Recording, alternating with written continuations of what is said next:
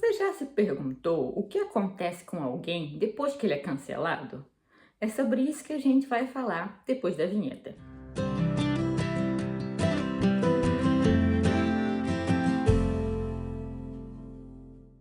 Primeiramente, seja muito bem-vindo ou muito bem-vinda ao meu canal. Se você já é inscrito, bem-vindo de volta. Não se esqueça de deixar o seu joinha, de comentar, compartilhar. Se você ainda não é inscrito, por favor, se inscreva, não custa nada. E hoje eu vim fazer resenha do livro Humilhado, do Jon Ronson. Esse livro ele vai falar sobre o quê? Ele vai falar sobre essa cultura do cancelamento nas redes sociais, sobre esse ressurgimento da humilhação pública. Quando eu vi o tema do livro, eu achei bem interessante. Eu falei, nossa, realmente é um tema que me desperta curiosidade. E eu fui ler e o livro é realmente surpreendente. Nele, o autor, que é jornalista, vai fazer o quê? Ele vai investigar o que aconteceu com várias pessoas depois que elas foram canceladas nas redes sociais. Ele vai começar contando que quando ele percebeu que as pessoas estavam usando as redes sociais para fazer a humilhação pública voltar à vida, ele achou que fosse uma coisa positiva, porque ele via aquilo como uma ferramenta na mão das pessoas comuns para, por exemplo, pressionar empresas, pressionar políticos, para fazer com que essas pessoas que estão assim no topo da pirâmide, digamos, tenham alguma responsabilidade. Mas depois ele foi percebendo que a coisa estava, digamos, nos fugindo um pouco do controle. E ele ficou curioso para saber o que tinha acontecido com várias pessoas que tinham sido canceladas. E aí a gente tem vários casos. A gente tem desde pessoas que fizeram uma piada infeliz no Twitter, a pessoas que foram pegas plagiando, a pessoas que foram pegas em escândalos sexuais. E aí o autor vai conversar com essas pessoas sobre o que aconteceu com elas depois. E aí a gente vai ter desde pessoas que tiveram realmente a vida arruinada e que ainda não conseguiram se reerguer, até pessoas que saíram relativamente ilesas do escândalo. E o autor vai se perguntar quais são as diferenças entre essas pessoas ou entre os casos, o que faz com que uma pessoa saia relativamente ilesa ou consiga se recuperar bem do escândalo e, ao mesmo tempo, uma outra pessoa não consiga se recuperar e fica com a imagem manchada para o resto da vida.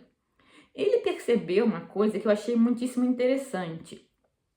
Antigamente, nos casos de humilhação pública, antigamente eu estou falando assim, antes do século XIX ou durante o século XIX, onde as pessoas eram, por exemplo, amarradas no pelourinho, isso acontecia muito nos Estados Unidos e países anglófonos. Geralmente, o que acontecia é que essas pessoas cometiam alguma infração, fosse roubo, fosse assassinato, ou algum crime moral, por exemplo, adultério, esse tipo de coisa. E é interessante que vamos colocar como escândalos sexuais. Esses escândalos sexuais, eles eram realmente punidos com severidade antigamente. Hoje em dia, o autor vai dizer que as pessoas não dão mais tanta importância a esses escândalos sexuais. Tem, por exemplo, o caso de um homem que ele entrevistou que foi pego em uma orgia de sadomasoquismo e um jornal, esses jornais sensacionalistas, publicou as fotos, fez um escândalo, mas depois de um tempo ninguém realmente deu muita bola. E o autor vai dizer que isso aconteceu porque agora a gente está humilhando pessoas por motivos diferentes. Se alguém, por exemplo, faz uma piada racista no Twitter, a pessoa é muito mais humilhada do que alguém que se envolveu em um escândalo sexual. E aqui o escândalo sexual é no sentido de ser assim uma coisa como adultério, uma coisa extravagante, mas não necessariamente não consensual, tá? Fique aqui a minha ressalva. E eu achei essa sacada dele bem interessante. Eu não sei se ele está certo em relação a isso. Assim, pensando por alto, eu creio que sim, porque a maioria das pessoas que a gente vê sendo cancelada é cancelada por motivos políticos, por não se enquadrar geralmente em uma ideologia woke de esquerda. É realmente mais difícil você ter alguém sendo cancelado por conta de um escândalo sexual. Você até encontra, mas geralmente esse cancelamento, ele, pelo que eu vejo, ele não dura assim tanto tempo como quando a pessoa é cancelada por algum motivo político. Mas o livro vai trazer também outros casos em que a pessoa é cancelada e não é nem por escândalo sexual, nem por motivo político. O que eu achei que faltou no livro, assim, foi uma reflexão do autor em relação a todo o peso político que isso tem. Porque a gente sabe que, geralmente, a pessoa cancelada, ela é cancelada em termos políticos porque ela não se enquadrou, como eu disse, numa ideologia de esquerda ou uma ideologia progressista. E ele não vai realmente abordar esse aspecto. Obviamente, você tem casos em que alguém de esquerda é cancelado pela direita, mas isso, como a gente sabe, é muito mais raro. E a gente tem também outros casos em que a pessoa é cancelada independentemente de motivação política. Mas eu achei, assim, que o autor deveria ter se aprofundado mais nessa questão. De qualquer forma, eu recomendo o livro porque ele também é muito interessante em outros aspectos. Ele vai se aprofundar nessa questão da vergonha como um todo, no que a vergonha faz com o ser humano. E o que eu achei bastante interessante é que ele encontrou um psiquiatra que tinha um projeto para fazer com que as prisões ficassem menos violentas. E uma coisa que esse psiquiatra relatou é que a vergonha, ela é um motivador profundo para os crimes violentos. Ele vai dizer que dos criminosos que ele encontrou, a maioria estava usando a violência como uma forma de tentar se livrar da vergonha. Ele vai dizer que esses criminosos tinham sofrido todo tipo de humilhação e eles estavam tentando usar a violência como uma forma de superar essa vergonha. Eu acho que isso pode sim ser um motivador muito forte, mas eu acho que a gente tem que levar em conta, várias outras coisas, como, por exemplo, uma cultura que valoriza o bandido, que faz com que as pessoas se livrem da responsabilidade mais facilmente. De qualquer forma, foi um ponto de vista bem interessante. E o autor vai falar também de como a humilhação pública ela foi desaparecendo do sistema judiciário até pouco tempo atrás, porque, como eu disse, antigamente, principalmente nos países anglófonos, a humilhação pública, você ficar exposto ali em praça pública, era parte da punição. E isso foi decaindo porque as pessoas da época consideravam essa humilhação pública mais cruel do que a punição judicial e muitas vezes mais cruel até do que o castigo físico. Mas o autor vai perceber que esse processo de humilhação ele tem ressurgido, como eu disse. E ele vai, inclusive, entrevistar um juiz americano que é famoso por incluir humilhação nas penas dos prisioneiros. Ele vai contar o caso de um adolescente que dirigiu bêbado e matou 2 pessoas e o juiz o obrigou a andar na rua com um cartaz dizendo: eu dirigi bêbado e matei 2 pessoas, não seja como eu. E o adolescente vai relatar que isso fez muito bem a ele. Então, assim, a gente tem uma informação contraditória aqui.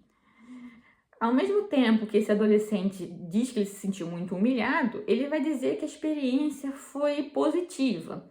Por outro lado, a gente tem esse psiquiatra falando que a humilhação ela é um grande motivador para crimes violentos. E, ao mesmo tempo, a gente vai ter outros casos, como, por exemplo, de um jovem que matou uma menina, eu acho que também estava dirigindo alcoolizado, e o juiz estipulou uma pena, assim, uma multa muito alta, e os pais da menina disseram que eles abririam mão dessa multa se todo mês esse garoto enviasse um cheque de $1, assim, era um valor simbólico, com o nome dessa menina que ele tinha matado para uma instituição de caridade. E, obviamente, isso fez com que o rapaz tivesse que pensar no que ele fez todos os meses. E aquilo foi insuportável para ele. E ele dizia que ele preferia ter pago a multa, que era muito mais alta. Então, assim, são coisas que fazem a gente pensar. O autor vai se perguntar também o que faz com que as pessoas queiram participar de um linchamento virtual. Qual é a psicologia por trás?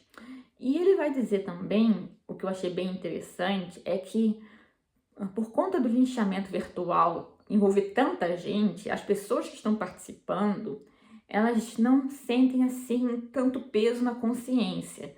Ele vai inclusive usar uma frase, algo do tipo, um floco de neve não se sente responsável pela avalanche. Alguém está ali sendo linchado, aí você escreve um comentário e para você foi um comentário bobo, mas foi o milésimo comentário que aquela pessoa que está sendo linchada recebeu. Então, você está adicionando mais um fator de estresse para aquela pessoa que está sendo linchada, certo? E muitas vezes a gente acha que é algo bobinho. E o que é interessante também é que, conversando com essas pessoas que foram canceladas, ele vai perceber como para muitas é muito difícil elas voltarem à vida normal. Até porque, como esses linchamentos são virtuais, a memória desse linchamento permanece online. Então, muitas vezes, se era, por exemplo, uma pessoa relativamente desconhecida, quando você digita o nome dessa pessoa no Google, a primeira coisa que aparece é o motivo dessa pessoa ter sido linchada. Ou o tweet com a piada infeliz, ou uma foto que foi mal interpretada. E a pessoa, muitas vezes, ela não consegue retirar aquilo da internet. Houve até na União Europeia uma proposta de lei sobre o direito de ser esquecido, que procurava ajudar essas pessoas a retirar esse material da internet. E aí teve toda uma discussão se isso era restringir a liberdade de expressão, se não era. Mas nos Estados Unidos já tem empresas especializadas em fazer com que esses resultados negativos da busca do Google, eles vão para páginas mais distantes, para a página 2, 3, 4, que as pessoas realmente não procuram. Eu fiquei assim passado de já existir esse tipo de serviço. Obviamente, ele é muito caro, então a maioria das pessoas não tem acesso. Mas eu fiquei com isso na minha cabeça. Imagina você ser cancelado, às vezes por uma coisa que você disse, sei lá, há 15 anos atrás, um tweet que ressurgiu. Hoje em dia você é uma pessoa completamente diferente. Mas as pessoas descobrem e você é cancelado. E depois, se alguém procurar o seu nome no Google, um futuro empregador, às vezes um futuro parceiro, a primeira coisa que aparece é aquele tweet imbecil que você tweetou. E você não consegue tirar aquilo da internet. E imagina o estresse que isso causa para as pessoas. Isso ficou assim na minha cabeça. Por outro lado, eu acho assim que seria fácil a gente dizer, a gente não deveria mais ter esse tipo de linchamento virtual. Eu acho assim que, se a gente for pensar de forma realista, eu acho que é uma coisa que ainda vai continuar acontecendo por muito tempo. Em determinados casos, eu fico pensando se não é realmente uma coisa positiva. Eu não digo assim para pessoas que tuitaram uma piadinha idiota, mas para pessoas que cometeram crimes assim realmente perturbadores. Porque a gente vê assim pessoas que cometeram crimes violentos e muitas vezes elas são perdoadas pelo público, elas voltam para a mídia, conseguem refazer carreiras. E é uma coisa assim a se pensar, será que o público está esquecendo rápido demais? Entendeu? E aí com certeza você vai pensar em vários casos que você conhece. Eu não vou dar nome nenhum aqui, porque vamos evitar um processo, né?